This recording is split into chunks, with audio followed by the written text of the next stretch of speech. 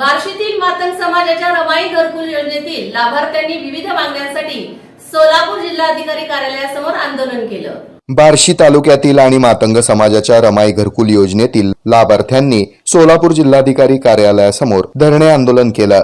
हे आंदोलन मातंग समाजाचे नेते दलित मित्र नवनाथ चांदणे, माजी राज्यमंत्री उत्तम प्रकाश खंदारे, सकल मातंग समाज राज्य समन्वयक सुरेश पाटोळे यांच्या नेतृत्वाखाली विविध मागण्यांसाठी करण्यात आलं। यावेळी तीव्र आंदोलन करत घोषणाबाजी करण्यात आली। रमाई घरकुल योजनेअंतर्गत मंजूर लाभार्थ्यांना 1 लाख रुपये फरक शासन निर्णयाप्रमाणे वाढीव हप्ता मिळाला पाहिजे। डॉक्टर लोकशाहीर अण्णाभाऊ साठे महामंडळाच्या वतीनं विनातारण कर्ज पुरवठा करण्यात यावा।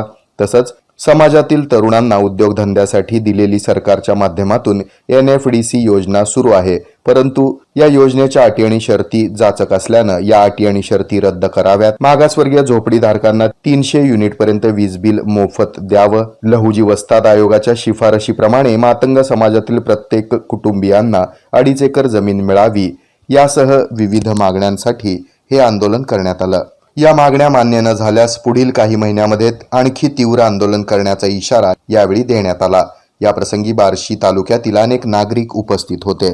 यावेळी समाजातील ज्येष्ठ नेत्यांसह अक्कलकोट मातंग समाजाचे अध्यक्ष सुनील खवळे, अनिल गवळी, युवराज वाघमारे, राजू थोरात, निलेश खुडे, सचिन लोंढे, दत्ता कसबे, राकेश खंडागळे आदी पदाधिकारी उपस्थित होते।